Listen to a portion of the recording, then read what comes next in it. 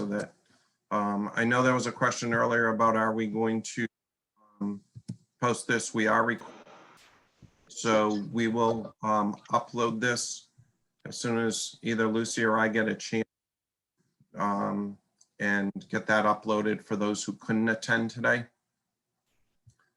So without further ado, I want to thank Mike for joining us today. I know that our school district met with Mike last week for some of our specific questions regarding this. I know there a lot of clarity on a lot of issues, and there were other issues that were not clear. And I know, Mike, that you and Drummond and the team there are continuing to meet with the Department of Labor to try to resolve how this applies specifically to school districts and what we can and can't do, and give us information about and so far. So without further ado, I'm going to turn it over to Mike Boucher, attorney at Drummond Woodsum, and let him start going through what we know, what we don't know, and some thoughts for the group as a collective about how we implement. All right. Well, thank you, Colin, and thank you everybody for joining me on this Friday the 13th. It's never lost on me. As a child, I always got very excited about that. It was much better when it was in October. But as Colin said, we are all in the process of wrapping our heads around the new rules and regulations that have just been put out regarding this earned paid leave law. It does apply to schools. We've had a meeting with the DOL, and in addition, there are now new updated FAQs, which Colin and I can send the link around in a little bit. Those are also on the DOL website, and they were just put out in November. They are actually helpful. Of course, there are some gray areas, and we'll talk about those. But what I'd like to do this morning is run briefly through sort of the general requirements of the law, and then leave some time so that people can ask questions. As Colin mentioned, we had a good discussion last week, and I anticipate we're all going to have more of these discussions going forward because, quite frankly, this law was not intended necessarily to cover employers like schools, but the wording is very broad. And ultimately, it's going to apply to most employees. So let me just take a moment and run through sort of the brief points of the law, and then I can talk a little bit about a couple of things that we are already seeing. And if folks have questions, feel free to put those in the chat, and I will hire Colin right now to be the person to sort of monitor those. It's hard for me to talk and also read the chat. But we'll do our best to get to those as they come up. And like last time, if there are additional questions, Colin and I can touch base after and hopefully get you guys some answers as well. So anyway, thank you all for being here. And without further ado, Maine's new earned paid leave law. It's going to go into effect on January 1st, 2021. And it's going to apply to any employer in Maine that has 11 or more employees. So it's going to apply to every school. And what it says is that employees who work 40 hours are entitled to earn 1 hour of paid leave. So just up front, what that means is we need to be tracking hours, right? Which we do for most employees. And with respect to teachers, this does apply to teachers as well.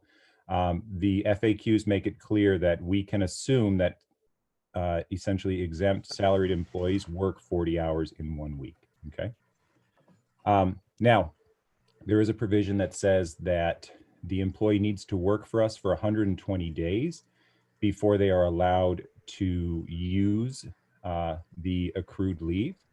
But it means that they actually start accruing it the first day that they work. They just can't use it for 120 days.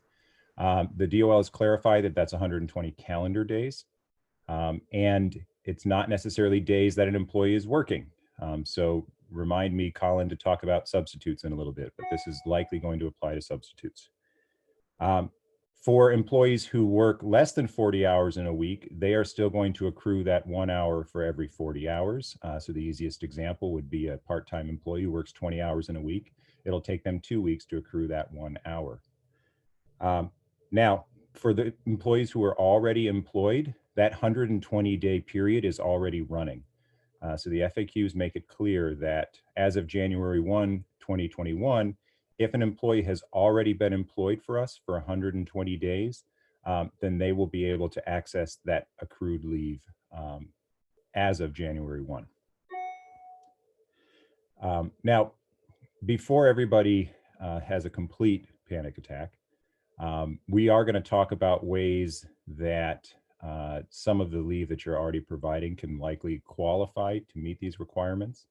But understand that the purpose of this leave was originally intended to provide hourly employees who did not have any paid leave with essentially an emergency bank of minimal paid leave, right? 40 hours is the amount that somebody is allowed to accrue. And so if you think about it, that's actually not that much, right? The real issue with this law is that it requires us to track things in a way that we likely aren't doing. And that's what Colin and I were talking a lot about last week.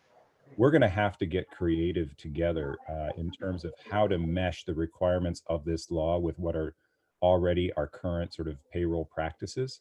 And we can talk as a group about some different ideas. There's not a perfect way, is basically what Colin and I came up with. But understand that there's a cap, right? So you can only accrue 40 hours. The employee is allowed to carry those 40 accrued hours into the next year, but if they do, they don't accrue anymore. So the example that the FAQs give is that if an employee has 8 hours at the end of year 1, they can take those 8 accrued hours into year 2, but in year 2, they can only accrue 32 more, regardless of how much they use, right?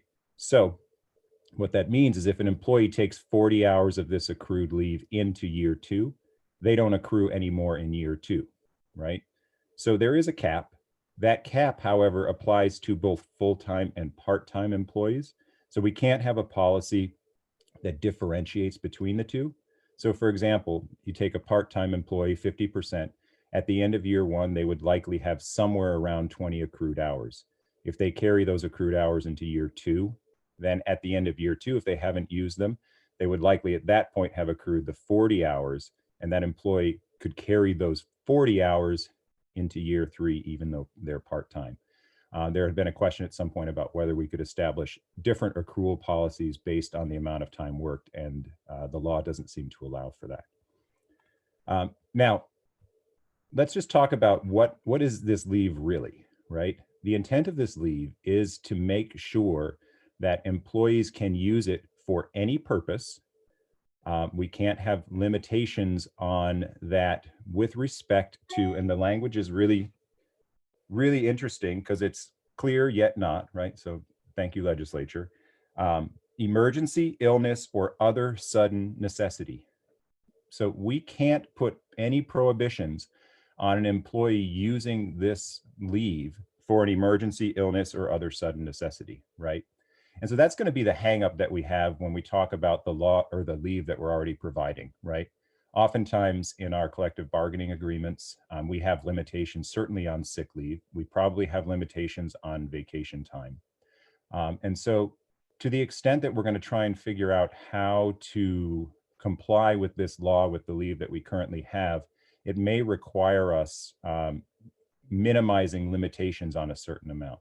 Now, if an employee wants to use this paid leave for a non-emergency purpose, the law actually says that we can require notice, but we need to do that in a policy. Interestingly, we're allowed to require up to 4 weeks notice. It would need to be in writing. And we're also allowed to limit times when the employees can access this paid leave for non-emergency purposes, right? And so part of the discussion that we're going to need to have is around what ways can we reasonably limit as a school when people can take this leave. So for example, right now, even with personal days, we often have a limitation in a collective bargaining agreement that says you can't use a personal day right before a holiday or before a vacation, right? So we are likely able to use that same limitation with this earned paid leave, but we can't have that limitation if somebody has an emergency. So that's the big difference here, right? Is that there is this emergency provision that we can't place a limitation on. And interestingly, what the FAQs say is that other than asking for a general reason for the need for leave, we can't require documentation. However, put a little asterisk, if an employee is out for 3 days or more, right, then we can require that doctor's note. And again, we need to be careful about doing that because the law is clear that we're not supposed to be requiring documentation. And we also can't require any notice other than reasonable notice given the circumstances. I honestly have no idea what that means. I would look initially to sort of how we administer sick leave, but ultimately if somebody, take for example, if somebody has a child who is sick and they find out that morning and let you know, that's going to qualify. So what Colin and I were talking about is that with the emergency provision of this, it really is a sort of catch-all. And the other piece that the law says is we have to allow people to take this in 1 hour increments, right? So for those of you who usually administer sick leave in half day, we're going to have to allow this portion of the leave to be used in 1 hour increments. But also, put a note next to this as you guys are discussing. We are going to want to look at our current policies. I know that we are working on a draft policy to address sort of potential notice issues or how this leave can be used, because it's pretty likely that it's not covered anywhere else right now. And that brings me to another point. There is a current exception to this new law. Employees that are currently covered under a collective bargaining agreement, this law doesn't apply to them until that collective bargaining agreement expires, okay? So for those of you who are going into contract negotiations because your contract expires in June of 2021 or August of 2021, this is going to be a topic of discussion in negotiations. However, it's not going to apply to those employees until the contract actually expires. And for those of you who were lucky enough to have entered into a 3-year agreement last year, this won't apply until the end of that 3-year agreement. So just make a note there. But for any other employees, non-collective bargaining agreement employees, it's going to apply January 1, 2021. Colin was super excited to learn that it's going to apply to him. So. Do you want to do a couple questions, Mike, just for a second? And absolutely, throw them at me. This is my favorite part of this game. First one is something we talked about last week, and I'll expand upon the question. Is time earned calendar year or fiscal year? And then I'll follow up with a question to that is, based upon that, can we have different years for different groups of people? So if we have school year non-union, full year non-union, and then you have ed techs who are union, can each of those 3 groups have different years to which this applies? So the FAQs speak to the calendar question, and we are allowed to establish our own calendar year. They suggest the calendar year, but they essentially give us the leeway to establish whatever that 365-day period is, as long as it's not penalizing the employee. Colin, you and I talked about whether it made sense from a management perspective to have different calendar years. I think that's going to be an internal decision. The FAQs don't speak directly to that, but they do say that we are allowed to establish our own 365-day year. They use, for example, an employee's employment anniversary. So I think we can, but we just need to be careful that we are not otherwise penalizing the employee by doing that, right? So they're going to accrue their time no matter what.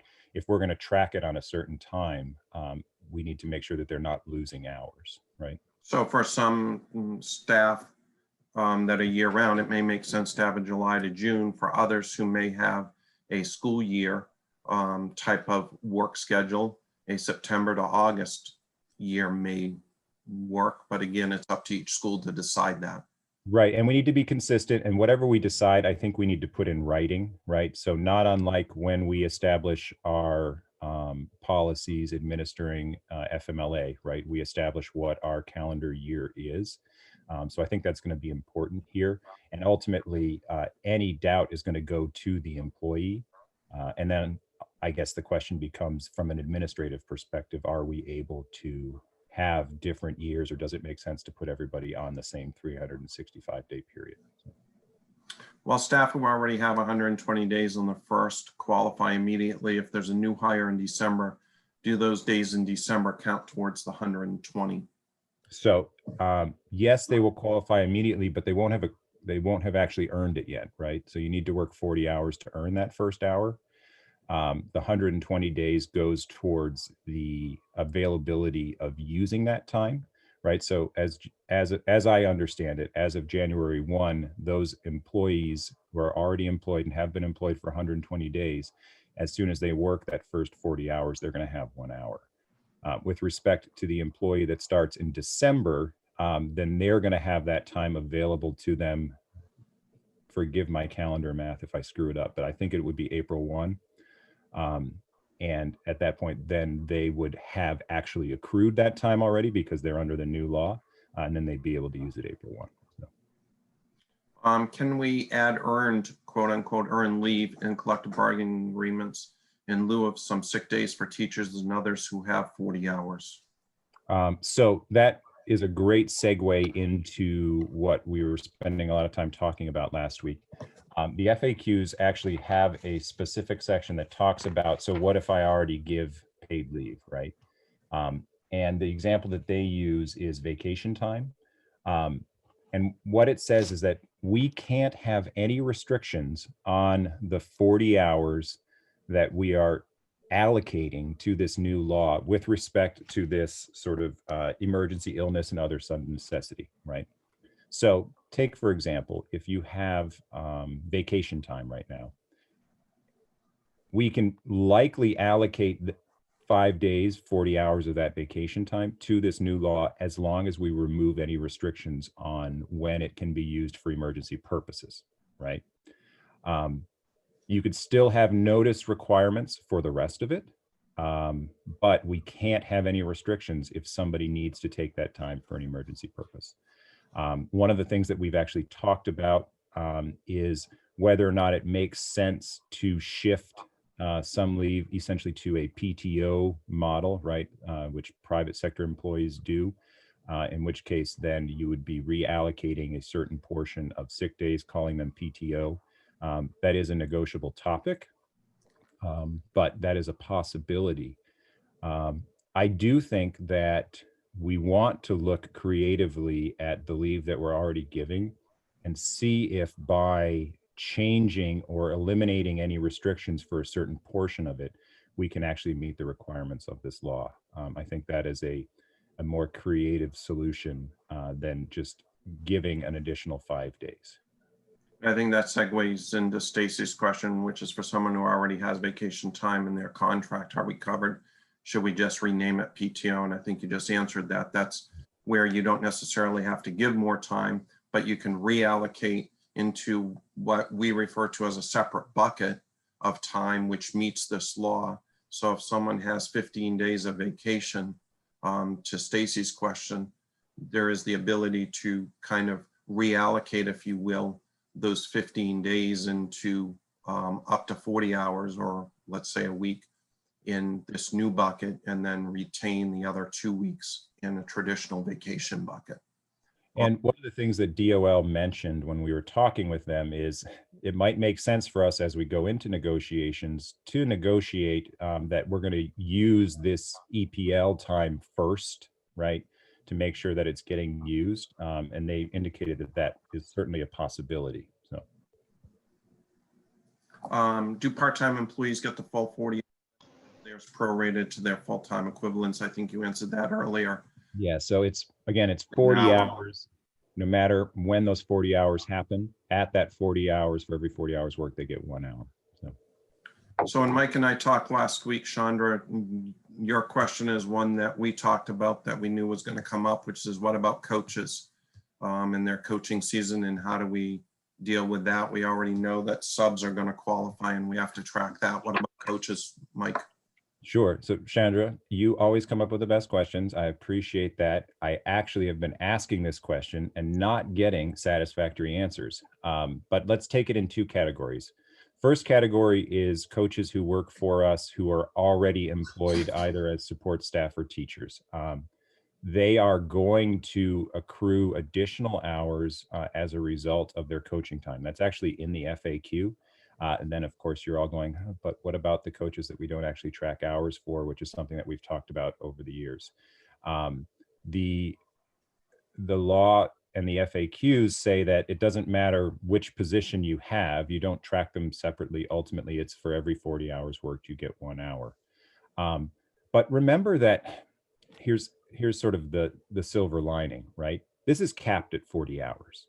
So if you have somebody who is a teacher and they are also working as a coach, they're going to get those 40 hours, right? So I'm not concerned about that. Instead, it's somebody who is perhaps a part-time support staff where we're tracking those hours, but they're not necessarily accruing the 40 in a year. That's where we need to pay attention.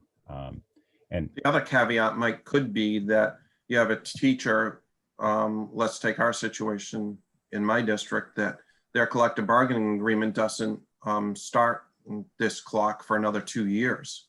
yes. But coach.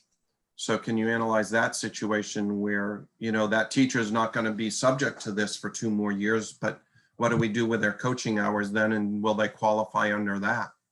So I think that's one that we're going to have to sit on for a moment, because even though we've got that teacher provision, and I guess there's an argument that the teacher contract likely includes rates for the stipends, but then I understand that from a practical perspective, these coaching positions are on a 1-season appointment. So I'm going to bob and weave on that one for now because I don't have the definitive answer. And at the same time, to the extent that we are otherwise potentially covering most of that leave, for example, in a teacher contract where we've got most of the provisions, I think we're already getting close. But I'm not sure if we would want to push that coaching position into the CBA category or not. Again, this is all new and it falls into those gray areas. The other part that I was going to talk about, though, are to the extent that we have coaches who are not otherwise employed by the district, whether they would ultimately qualify for this. And so the first thing to point out is the question will be, how long are they actually working for us? Because remember that you need to work 120 days. So if somebody is not actually working 120 days, they're not going to be entitled to it. But then there's this outside question of, well, if they're technically getting those hours, and then what if they come back a year later? And I don't have a definitive answer for that. DOL was sort of unclear about it because they haven't thought about it.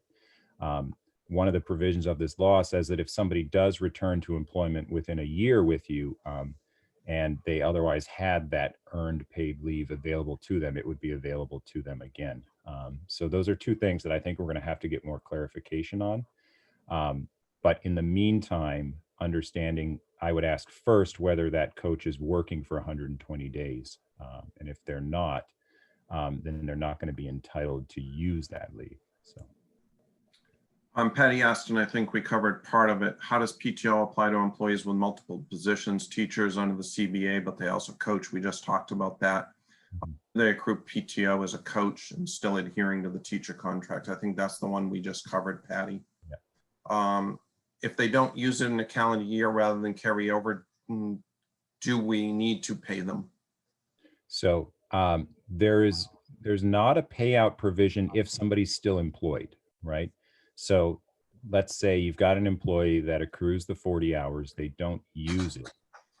They would carry that into the next year. So we're not required to pay that out. Now, there is the question of the termination of employment. And this is, again, where the law is not clear and the FAQs are clear as mud. What the FAQ says is if you don't have a policy addressing whether or not you pay out EPL, then the default would be the policy that you have covering vacation time, right? And if you don't have either of those, then it gets treated essentially as earned leave that would need to be paid out. So the way that we interpret that is as we go forward, we're going to want to have a policy directly addressing this earned paid leave time. If that policy says that we don't pay it out upon termination, what that means is if the employee does return to employment, it will be available to them when they return. Within a year. Within a year. So that's our initial take. But again, it's going to be a district decision, understanding that if you don't have that policy and you do otherwise have a practice of paying out earned vacation time, you will need to pay this out as well. But again, it's 40 hours. So I think Colin and I were talking last week. This is a smaller bucket. And what we're seeing is that this smaller bucket is creating more administrative headaches than financial ones so far. So, and then the other side, just to keep in mind that we talked about was, those collective bargaining agreements that don't have or don't come up for another year or two or possibly 3 may be looking at, for example, the non-union hourly folks that are starting January 1st as to what the district's policy is going to be and what their process is going to be for when they do bargain a year, 2 years, or 3 years down the road. So may just want to keep that in mind as a side note with whoever you're using to help negotiate with. Yes. And I think one of the things that we do want to be thoughtful about, again, I come back to what I just said, which is this is more of an administrative headache than anything. And so to the extent that we can dovetail our practices and as we go into negotiations, I think that's going to be really important because honestly, if not, you guys are going to go crazy.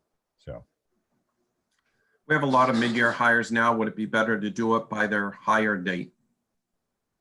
It's going to be, again, your choice, but ultimately whatever is best in terms of tracking, right? And the only concern I have about hire date is that may mean that you've got rollover times at different times, but that's going to be up to you guys to determine. I still always lean in favor of what makes this as easy as possible for you to administer. So. Could we rename vacation and personal days as PTO and have those days and hours count towards this new leave? So probably if it's not a collective bargaining situation, then absolutely, right? So if you've got employees who are hourly employees, we're currently giving them vacation time and sick time, and you want to say from now on, we're calling your vacation time PTO, as long as you're removing any limitations on using that for this emergency purpose, then I think you can use those up to 40 hours to qualify. So.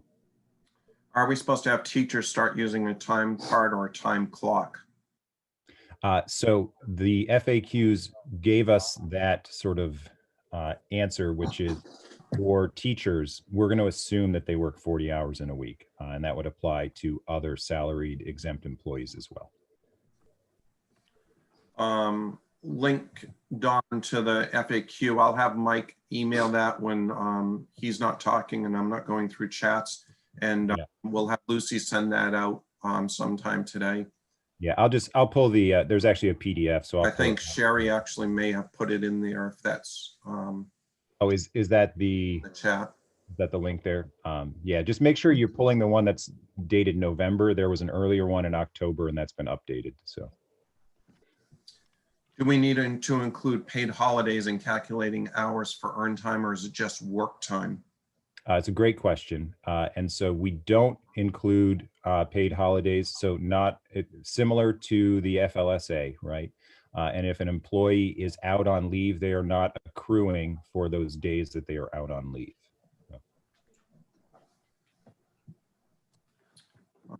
Let me get back to.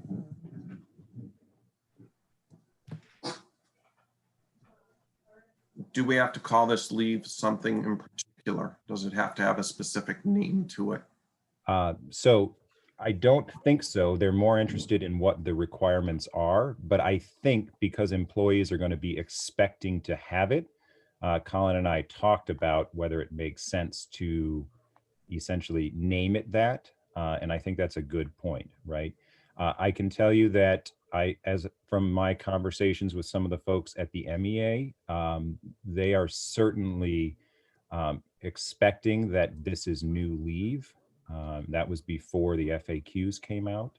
But I think there is something to making it clear that this leave does qualify. The other thing that we talked about is, to the extent that we're negotiating in current contracts, we may want to put a provision in there that essentially, with the association agreeing that whatever we're providing does comply with this law. I don't think that's essential, but that's certainly something that we do. That was along the same lines with our discussion with the DOL. We can have this leave run concurrently, say as part of somebody's Maine family leave entitlement, right? So the same way that right now, remember that if somebody has protected leave either under the FMLA or Maine's family leave law, that's not necessarily paid leave. And oftentimes in our contracts, we just make it clear that any available paid leave will run concurrently with that. And the DOL is okay with us using this paid leave to run concurrently with those leaves. So. I think we also talked about, as far as naming it, the advantage of naming it and providing it is that the employee knows there's transparency to that. And if it's ever a question that the district didn't follow the DOL rules, I think you get a better ground for the district to be able to substantiate that they put it in a separate bucket. Absolutely. In a separate bucket and used it in accordance with the law at an hour minimum time at it. Mm-hmm. I agree. So. Our coaching and co-curricular positions are under the bargaining agreement, so wouldn't this allow them to be included in the exemption for now? And I think that's what I was saying. I think there's certainly that argument. I don't have a definitive answer, but to the extent that they are covered there. Now, realistically, what that really means is we set the rates there, but remember that if somebody comes from outside of those teaching positions, we're not actually bound to those rates, right? So again, I think it's a good argument. I'm not sure ultimately whether the DOL will agree with us, but we will continue to work on that. And if we have more clarification, we'll let you know. So. Do we need to pay this time when they get done with the district? And I think we answered that earlier, that it carries over for if they return up to a year later. Right. Is it overly simplistic to think the staff who qualify for unemployment would qualify for EPL? Conversely, if they don't qualify for unemployment, they don't qualify for EPL. I see that's from Jim. Hi, Jim. The FAQs right now seem to want to tie the definition of covered employee to unemployment, but there are some ins and outs to that. But I do think it's a good marker. So, for example, to the extent that somebody who, well, let me ask you, Colin, are non-bargaining unit employees who who take coaching positions, have they ever qualified for unemployment? Do we know? I don't know. Yeah. So that I've never been in that position here at my district. Yeah. So that may be a good marker. I don't think it's the definitive marker, but it's certainly a start. But again, when you get into those regulations, even for unemployment, they become unclear again. So. Can we go over again on January 1st, 21, employee who already has worked 120 days in a previous year? When can they use their 40 hours? After 40 hours worked, or do they work 40 weeks at 40 hours to accumulate the days? Okay, let's just take a solid example. We have a support staff employee who started working for us in September of this year. As of January 1st, 2021, they will begin accruing this new time. As soon as they work 40 hours, they will have 1 hour that is available immediately for them to use, right? So they don't have that hour on January 1 because they haven't worked the 40 hours yet, but they do not need to work the 40 weeks before they have that 1 hour. So ed techs that are contracted 6.5 hours per day, we will have to track them until they reach the 40 hours per week. That's a question. Yes, and that's Colin and I were talking about, that's going to be a district decision. Again, this goes back to the administrative headache is greater than what the benefit actually is, right? So the law ties that 1 hour to 40 hours worked. So if that ed tech is only working 33 hours in a week, they would not yet have that 1 hour, right? And then as of their first or second day the next week, they'd have that 1 hour. And that's a pain. So the question is whether we essentially want to track and almost credit that hour at the end of the week just to make our tracking time easier and then keep track of it. Because remember that they're going to cap out at 40 hours, right? So even if somebody works, let's say you take a full year round employee, not a school year employee, they're only going to get at the most 40 hours. So that was something that we discussed, but from a technical perspective, for that 6.5 hours, you would have to track those 6.5 hours. And when they hit 40, they'd have that 1 hour. But there's nothing in the law that's precluding a district to have a procedure or policy that would credit that to their advantage ahead of time. Right. The law actually lets you front load it. And so interestingly, they talk to this. So if you wanted to instead provide every employee with 40 hours at the beginning of the year, eliminate your need to track it, and instead just track their hours and usage and essentially know that at some point they've capped out, you could do that. The law also allows us, as long as we do it in writing, to recoup that amount. Let's say, for example, you have an employee, let's say we front load 40 hours. The employee works for us for only half a year, but they took all 40 hours. We could then prorate and actually withhold from their last paycheck the extra amount that they had not yet actually accrued. We would need to do that in policy and in writing up front, but that is one of the few times the DOL points out that we would be able to do that.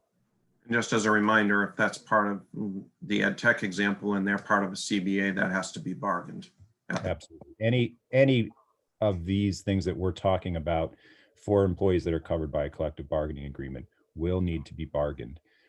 Now, the only thing I will say, this is, I'm not sure, we haven't gotten there yet. I don't want to get too far out over my skis. But in the event that you have a collective bargaining agreement that is expiring this year, and if you do get to a place where that agreement expires, but you don't have a new agreement in place, right?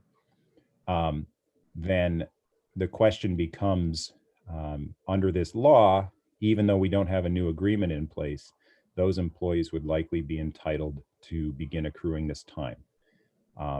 And I think from a management perspective, what we could do in the short term would be to essentially waive any notice requirements for time that we're already providing to comply with this law.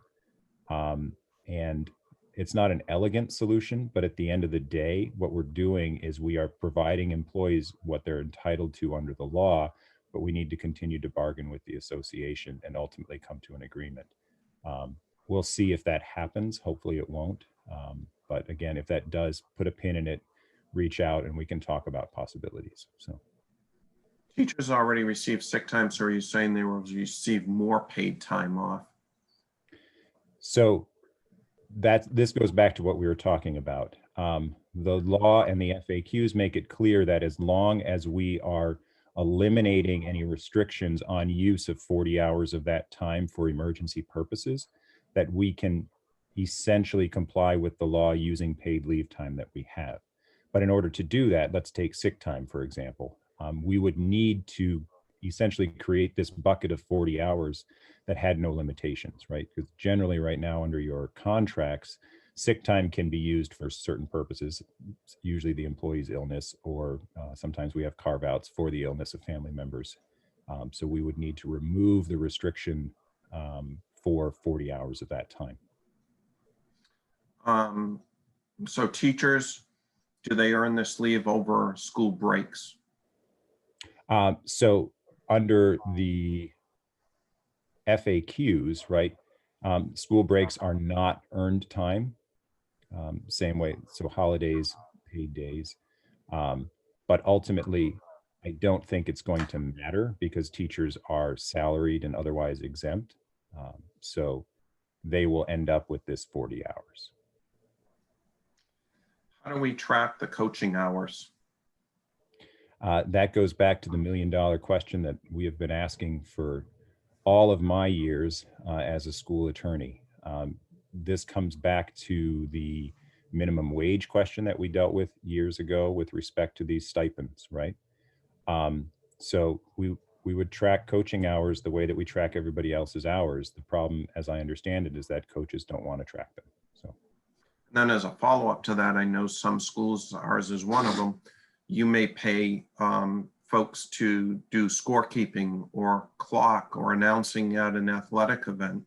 I think that's a dovetail off of the coaching. It's not coaching, but they're still positions that some schools may pay hourly or some schools may pay a flat amount. And I think that's another logistical item that has to be worked through as well. yeah, and there's a little bit of guidance. So sort of analogous, the FAQs make it clear that, for example, for domestic in-home employees, those employees, if they earn more than $1,000, are going to qualify, right? And with respect to our employees that are scorekeepers, I think those hours are going to count. So I know it's not necessarily the answer that everybody wants, but I think that is the broader reading of the law right now. What about substitutes, Mike? So the FAQs do address this. This law does apply to substitutes. And then we get immediately into the wonky, but how does that even work, right? I think for long-term subs, it's easier, right? Remembering first, though, that no matter who it is, they need to have worked, been employed for 120 calendar days before they can take this, right? So from a practical perspective, for a one-time sub, it's not going to matter. For long-term subs, it makes more sense. But the answer that I don't have, and also the one I don't like, is that let's say you've got a sub that works for you one day every week, right? I think the generous reading of this rule is that they are going to accrue after 5, well, it'd probably be more like 7 days working for you, 1 hour of this accrued earned paid leave time. And that doesn't make a lot of sense to me because we hire substitutes to come in for the day, not to be able to take time off. So I don't have a good answer other than it will apply. Tracking it will be tied to the hours that they work. And ultimately, depending on whether they are with us for more than 120 days, they may have that time. So Back to teachers, if we consider a work week 40 hours for teachers and they get an hour of earned paid leave for every 40 worked, but there's only 35 weeks in the school year, would that mean they only get 35 EPLs? We pay out over a year, but they are only working 35 of those weeks, or are teachers defaulted to earning the full 40 earned paid hours? So as I understand it, they're not defaulted, right? What they're defaulted to is that if they work a week, they get 40 hours. So to the extent that you've got teachers that are truly working only 35 hours. Now, I don't really, okay, let's just say, for example, our normal school year, most teachers come back the second or third week in August, right? And then they end maybe mid-June. So I'm not sure how they get down to the 35 hours, but ultimately it is for every 40 hours worked if they're truly not working. And I guess we're factoring in school vacations as well. So it does get tied to working that 40 hours and you do need to work it. But I'm not sure logistically how that would work or if at the end of the day they're really close to 40. I don't know. So And how does that work, Mike, on other things? So if you have a teacher who's also a department head, a advisor, and fulfills 3 or 4 other roles within the collective bargaining agreement, which is very common, what happens then in trying to track those hours? That's where I throw up my hands and you and I beat our heads against the wall. I don't have a good answer to that right now, other than the FAQs are telling us that just because somebody works a different position doesn't mean they're not accruing the time. So that may be another one where folks within each district have to decide what their policy is going to be in order to do it. And if you provide more than less, maybe that's a position that a district takes in order to protect itself against some of the Yeah. hacking. Well, and that goes back to what we were talking about last week, right? Which is it actually just easier at some point to reallocate what people already have to make sure that they're covering those 40 hours and to let it be? It might be. So, Because at the end of the day, we're not giving them necessarily more time off or more hours or days. We're just reallocating it to a separate bucket from either vacation or sick or personal or something else. yeah, and I think that's an important piece, right? Is to remember that this is not about 5 more days, right? To the extent that we have employees who are already receiving a very solid amount of paid time off, the question for us is how can we make sure that what they're receiving complies with this law? Few folks said yes, coaches can draw unemployment. Okay. If a salary teacher is paid a stipend in the pay period before the EPL, do we have to calculate their earned paid leave payment by calculating that with their base rate, or is that only for hourly paid employees? So the base rate issue is gray. But what it says is that in the time that an employee is taking that earned paid leave, we look back to what their base rate is for the week prior, right? So if in that week prior, for example, we'll use overtime, right? If you have an employee in that week prior that worked some overtime for that week prior, we're going to calculate the base rate for that EPL at that. Now, what's weird is, as I understand it, that means that if they take another day of EPL 3 weeks later, there may be a different base rate if they didn't have the overtime, if they weren't receiving that extra compensation. So I think as we get into the logistics of administering this, we're going to want to be thoughtful as we figure out what that base rate is, because it's not necessarily just whatever their hourly rate is.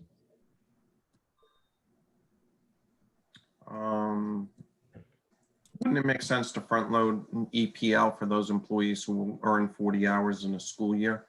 I think we talked about that a little bit last week in preparing for this. I mean, the question then becomes, if they leave, then they're going to carry it forward. But does someone, if we're front loading that 40-hour bucket from their vacation and they otherwise would have been paid for vacation if they left our employment, how does that play out, Mike? Well, so start first with the scenario. Let's say we want to front load the 40 hours. We want to allocate 40 hours to this EPL, right? If we have a policy in place that says that if you use it ahead of time, right, then you have to pay it back, and they don't have vacation time, then I think we would actually be able to withhold that from the last paycheck if they'd overused.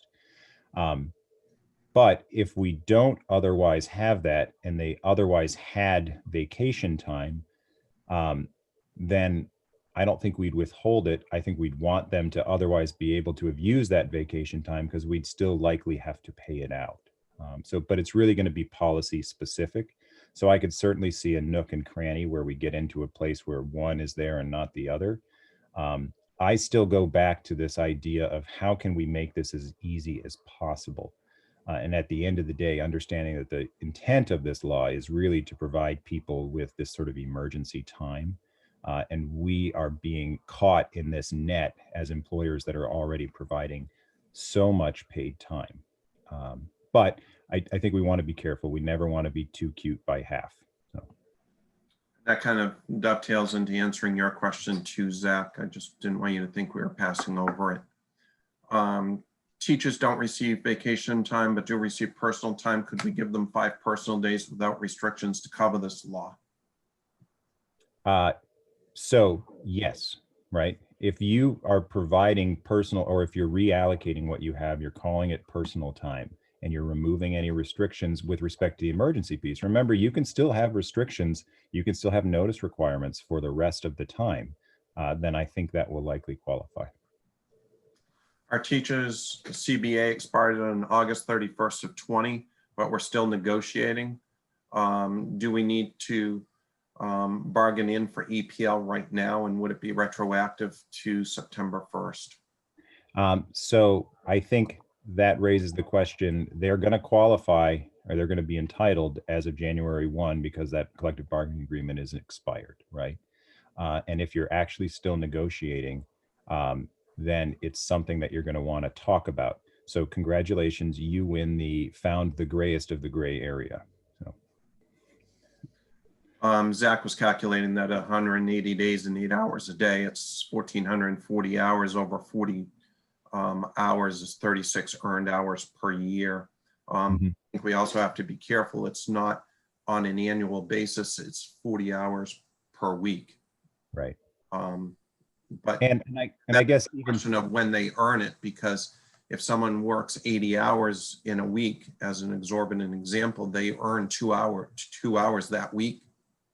Well, remember though that the assumption for salaried employees is that they're just getting the 40 hours, right? Correct. I don't have any discussion of working above and beyond. I think the idea is that it's a blanket.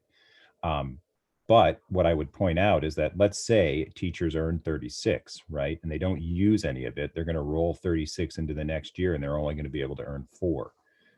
So once we start realizing that what we're talking about is a small amount of time on the margins, that's going to be sort of a district decision in terms of how we want to administer it. And Colin, you and I had talked about whether or not it just made sense to essentially allocate those 40 hours and track it as they use it. So. And then obviously you have the employee who realizes the year's coming to an end. They might be quote unquote giving up hours if they don't use them by the end of that year. And I'm sure districts have those types of employees, and hopefully they're a minority, but who will say, well, I don't want to lose anything, so I'm going to put in ahead of time to use my 40 hours before the end of the year comes, so that I can start accruing another 40 hours the next year. And I think that falls into our discussion of what reasonable limitations we can put on the use of that time, right? So we can't put limitations on it for emergency purposes, but we otherwise can put notice requirements. And I think we've even talked about whether, given the business requirements, whether we can actually limit the number of employees that can access that leave at any one time. The FAQs say that whatever sort of business reasons we give, we need to be able to support. So I think we need to be thoughtful about that. At the same time, it's also interesting, the DOL in our discussions with them conceded that it wouldn't be reasonable, or that it would be reasonable for us to have a limitation on teachers using, for example, 5 days in a row, right?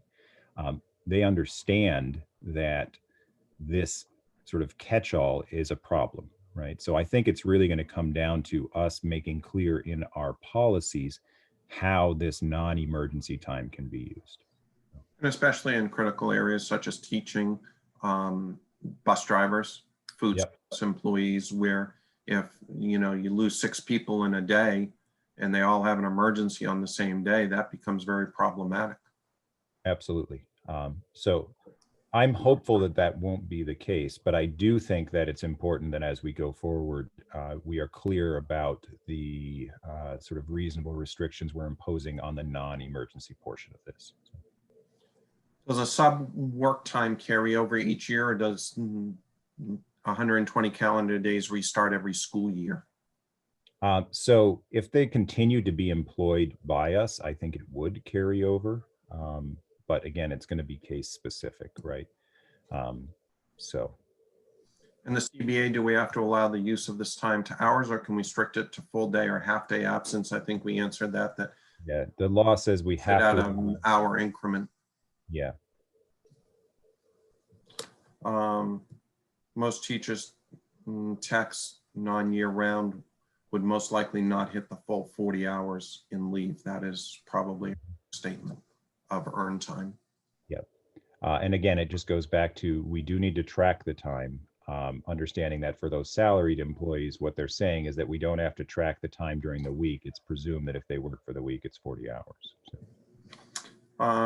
How does that work for calculating teacher hours when it's only a 2-day work week?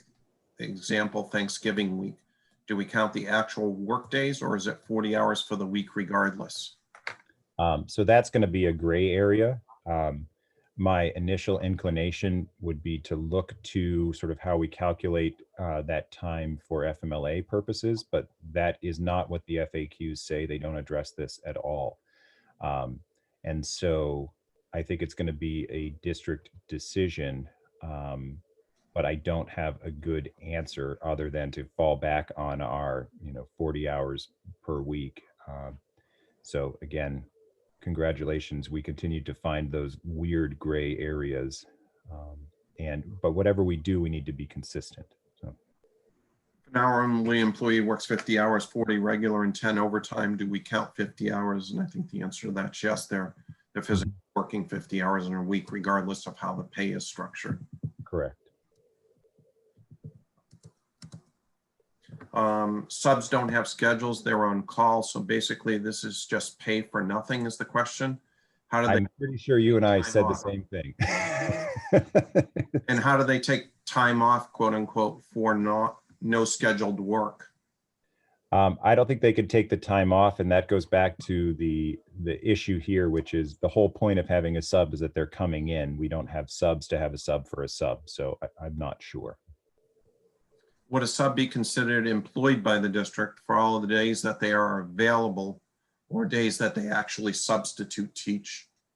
I think they have to work, but the FAQs are vague enough to say that if they were working only one day each week, those are still calendar days counting towards when they'd be able to use it. So the issue there is more about the 120 days, not the actual work time. So that's different than an on-call employee, which we haven't dealt with yet, but I don't believe that districts have true on-call employees. Teachers could tentatively not earn all of well if we are having to calculate out sick and personal time. It has to be 40 hours of time work, correct? So I guess what you're talking about is in a week where they are otherwise taking time off. Is that it? I can understand wanting to front load or rename some sick and personal time as new earned leave. But this is going to be an administrative nightmare. Yep, 100% agree. It's already an administrative nightmare and it hasn't even started. So, do we have a timeline when we might see the proposed policy? I don't know yet. I know that we're working with MSMA and also drafting policies internally. So we're working on it, but I don't have a timeline yet. If an employee works multiple positions, is there a separate bucket for each position or are the hours accrued collectively? So I think we talked about that. The hours are accrued collectively. They're not differentiating between positions. Can we put in the policy that you do not pay out any balances if the employee leaves, or is it like vacation earned or you have to pay it out? I think we talked about that. You can have a separate policy for EPL. If you don't have a separate EPL policy, it will default to your vacation policy. So. Lucy asked if we reallocate sick days to personal days and remove restrictions, then they would carry forward fewer sick days each year. The EPL is capped at 40 hours each year. This may be an issue with our CBA employees. So I don't perceive talked about too. Yeah, I mean, ultimately think of it this way. Let's say you create a new bucket. Let's say, I'll use an example. You've got 15 sick days and you decide that of those 15 sick days, you're going to call 5 of them PTO, right? They're still going to carry forward. You would potentially have to renegotiate the accumulated days, right? But ultimately, you're not going to lose those days. And I guess what it means is that if you're in the negotiating process, you would want to negotiate perhaps down that accumulated amount for hourly employees. So it will depend, but I see what you're saying. Diane says subs being employed is confusing. Worked one day, they didn't work again until 3 weeks later. Does the 120 days start on the first day they ever worked for us? As I understand it, under the FAQs, yes. So day one starts their 120 days running, and it's not 120 work days, it's 120 calendar days. Patty, you raise a question that Mike and I talked about last week preparing for this, so Mike could have some answer, and it's similar to what we talked about before with the hour, that an employee has a flat tire, takes them an hour and 15 minutes. Do we deduct 2 hours of PTO then? Yes. That's actually one of the FAQs. If the employee comes in 15 minutes late because there was a childcare issue, and we are allowed to deduct the 1 hour. We could decide to do it in 15-minute increments, but we're not required to. Will the restrictions be listed in the draft policy? So I think by restrictions, you mean the notification requirements? I think any restriction we put on them being able to use it, such as number of people out in a building on a certain day, or. Right. I think there may be a placeholder for that, but I think that's also going to have to be a local decision, because the FAQs make it clear that we need to support the reasoning, right? So I'm happy to talk with people as we discuss what might work for districts, but I don't know if we're going to have specific examples in the policy or not. If they're planning to cover a full week for someone, they could end up taking an EPL day. I'm assuming that's potentially in reference to subs. Say it again. If they are planning to cover a full week for someone, they could end up taking an EPL day.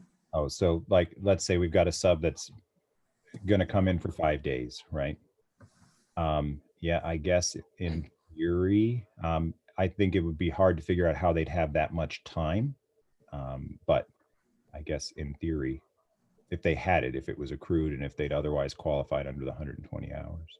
On a dovetail to that is we talked about, in the restriction part about, well, everyone wants to put in and take the week before the winter holiday off around the December break.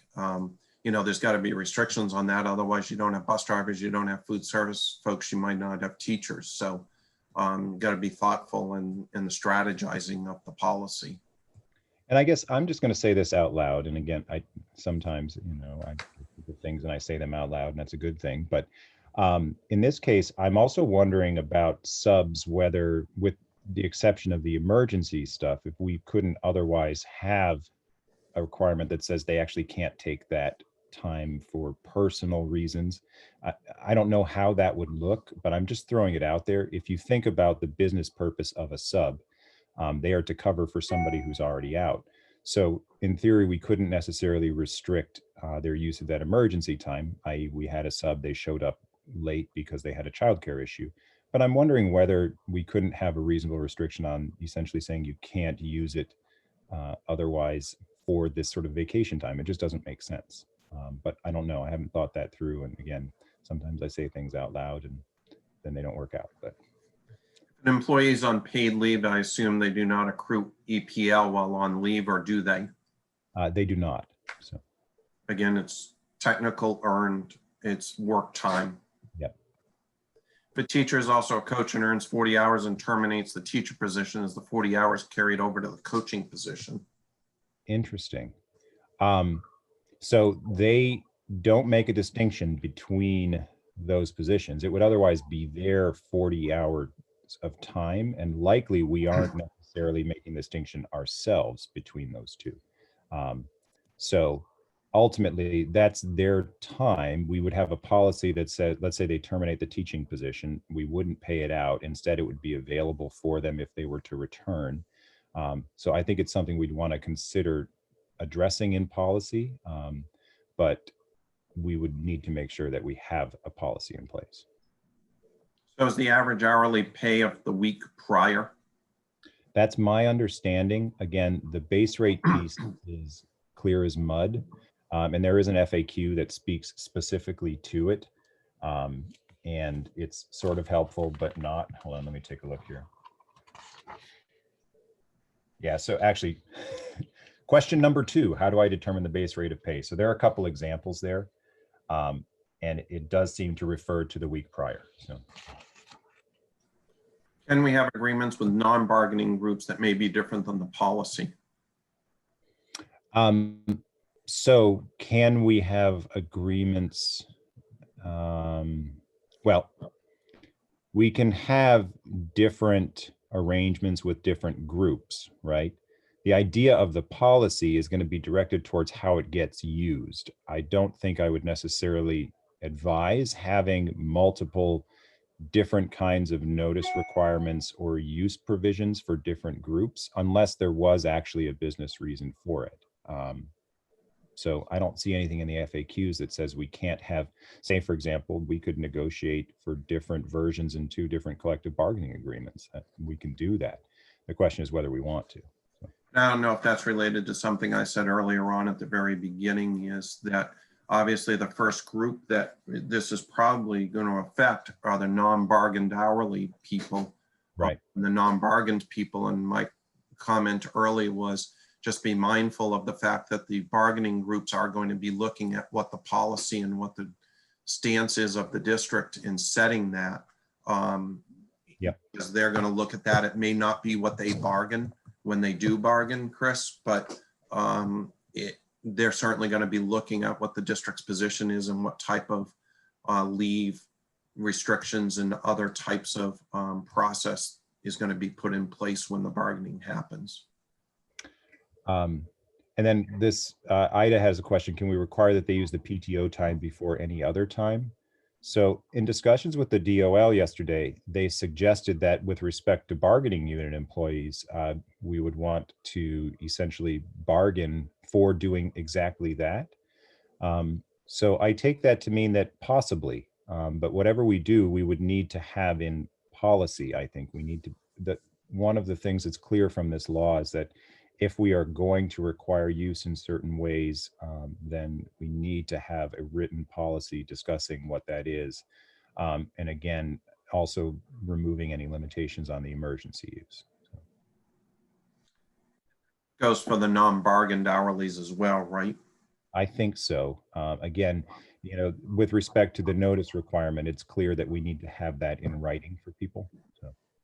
And then we talk about non-bargained hourlies, but we also have folks in every district, I'm sure, that have individual contracts, maybe with a business manager, maybe with a superintendent, maybe with other salaried individuals, that forget them as well. I mean, they are part of this law. So I think with respect to administrative employees, the easiest way to tackle that, most of those employees likely have paid time already. And so to simply remove the restrictions for 40 of those hours is probably the easiest way to account for it. But it's going to be a district decision. I think we finally got caught up on questions. While I give people a few more minutes to get in any remaining questions, we did talk, Mike and I, a fair amount last week just about the logistics of what business managers might face in the day-to-day of applying this and how it affects the tracking. And I think a focus of what we talked about, Mike alluded to it, is trying for your district to come up with the easiest way for us as business managers to implement this law without overburdening the calculations and really weighing, if we front load, if we give an hour a week and they really should have only earned a little bit less than that, is it worth administratively tracking to be 100% accurate versus giving some time to employees so that the tracking of it is easier? For example, you know that maybe someone's only going to earn 36 hours in a year, but is it easier just to give an hour a week up to the max of 40, where we're not giving more time? This is an additional time. It's a reallocation of current time. Just ponder that. I mean, I think it really depends on each district individually, but I think that is a lot of what we talked about administratively and applying this is make it as easy as possible for you and your staff to apply this law, knowing that we're not necessarily giving more employees, we're just reallocating the time we have. And I think it's going to come down to sort of an allocation of resources, right? And what we will never be penalized for giving slightly more, right, than what the law provides. The issue for us is that we need to track those hours in the event that DOL ever questions whether we were giving enough, right? So let's say we're gonna front load. That's fine. We still want to track hours, right? And the reason we want to track hours is to say, no, we front loaded and we made sure that they had the right amount, even if we're giving slightly more. So then the question becomes, from an administrative perspective, what's the easiest thing to do? And we were talking about this idea of, well, for hourly employees, we're already tracking hours, right? We can literally allocate on one side of an Excel document, here's the number of hours they've worked. If we're allocating, let's just say 1 hour per week, we can also keep that in a separate bucket. And at some point, the hours that they work are actually going to exceed the allocated 40 hours. And then we've met our obligation.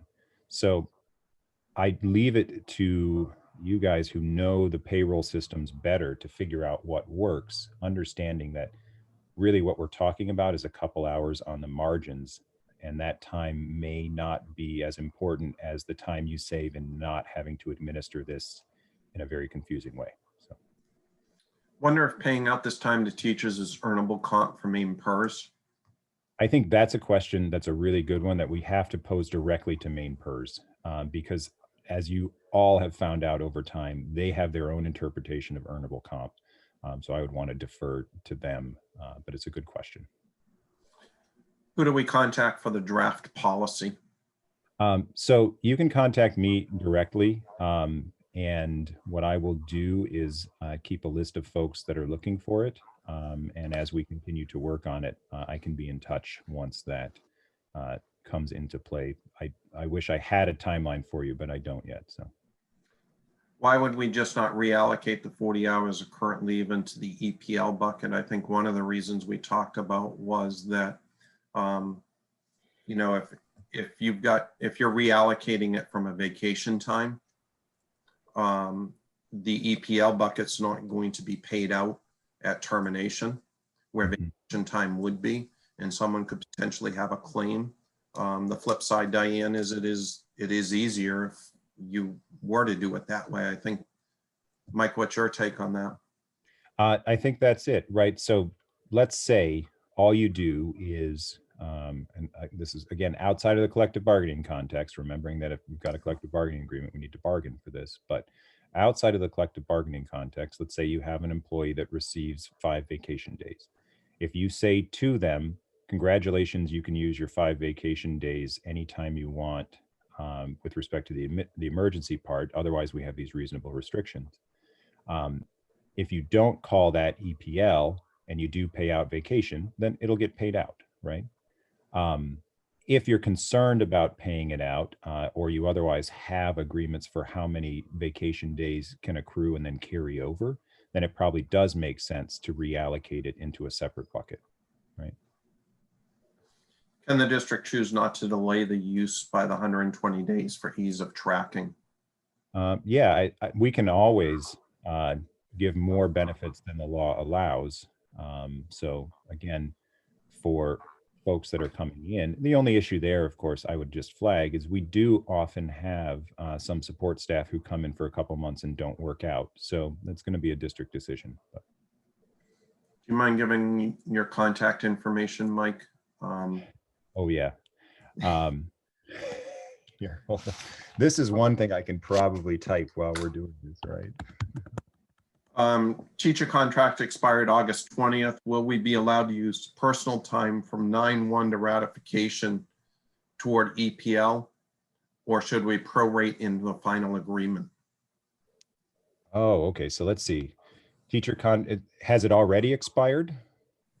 It sounds like it expired August of 2020. Okay. And so personal time from 9/1 to ratification towards EPL. So that this actually goes into that idea that we were talking about, right? Which is, I take the position that any notification requirements that we have on time is really a benefit to the board. And so the board could waive that on its own. I don't think that's necessarily a unilateral change. But at the end of the day, the question is going to be, we're still tracking that time. Let's say we've got 3 personal days right now, right? So if we were willing to remove any limitations that we have on those personal days, I think we have a good argument that it does qualify. I'm not sure whether the association will agree with us, but at the end of the day, we're doing the best we can in those circumstances. You didn't give out your personal email address, huh? It's all right. It's exactly the same with Gmail. I know, Colin.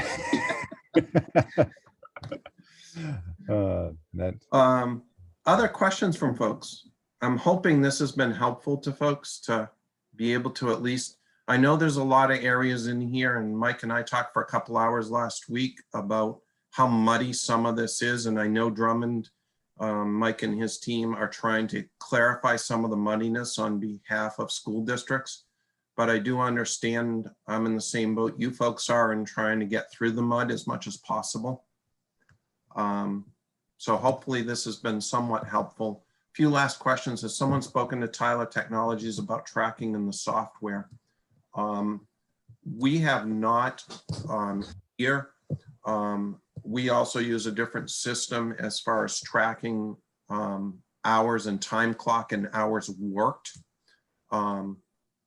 And I think it may be a question of whether that's a Tyler Technology tracking or whether it's whoever you use for software for earned for hours worked, them tracking it within a software. Again, remember, this is a Maine law, not a federal law. Right. So this applies strictly to Maine at this point. We could just reallocate personal and sick time into the new bucket. Yeah, I think as long as the policy says that, right, Mike? Yeah, and as long as you're not dealing with collective bargaining agreement issues, right? And I guess if you're going to reallocate the sick time, though, just to, that goes back to how do we allow people to use sick time, understanding that we need to remove that provision so the emergency provision can be for more than just being sick, right? Ida says that I have and they don't have the ability to do that yet, and this is in regards to the Tyler Technologies piece. Maybe we can have another session. We will try. The question is, what's going to develop between now and the end of the year? Certainly, Mike's been very available to us, and I appreciate that on behalf of business managers in Maine ASBO. He shared his time. He shared a lot of time last week with me in trying to prepare for this, as well as specifically our district's questions as well. But a lot of it was also preparing for this and laying out what questions you folks may have so that Mike would be prepared with some of the thoughts that business managers would have and be able to answer them and not say, we'll get back to you. And I appreciate that, Mike, because I know you put in a lot of work to prepare for this so that we could get answers out to folks. I know the timing is very tight in order for people to get an answer. So certainly if there's major changes, we are going to evaluate whether those changes can come out just via email, come out Drummond and through Maine ASBO as a joint venture. Where Drummond's going to post them, and then we will piggytail and ask permission to post them and email them. If there's significant changes, yes, I will talk to Mike and see if we can then revisit this as we get more information. Obviously, this planning that goes into this ahead of time, not into this meeting, but into us managers implementing this. We can't just come to December 30th and say, okay, we're going to start implementing. We got to do legwork ahead of time. So we really pushed this meeting up. We were going to have it in December originally, and I felt we really needed to have it sooner than that so that we could all start planning on what we were doing and how we were going to do it in our respective districts and jobs. So certainly we will look into that and see if we can do something with that. Yeah, and I will say, I don't anticipate any major changes at this point. It's more as we continue to go forward and once we start to implement, finding these nooks and crannies like you guys are already doing. And I appreciate you bringing them up because at the end of the day, you guys are on the ground actually administering this. And that's why I sort of default back to, we really need to be thoughtful to make sure that it doesn't become just yet another administrative headache for you. So. You got a lot of nice feedback. A lot of people thanking you. Well, thank you all. I like doing this, and I know it's a moving target, but we will be working on that. And you definitely shoot me an email if you're interested in a copy of that draft policy. And as individual issues come up, be in touch, especially if you've got collective bargaining questions and things like that, because we'll need to look at them individually, but we'll get there. So. If there's no other questions, thank you, Mike, so much. We truly, truly appreciate it. Thank you all. This was an hour and a half well worth their time today in learning something about the new law. And have a great weekend, folks. All right. Take care, everybody.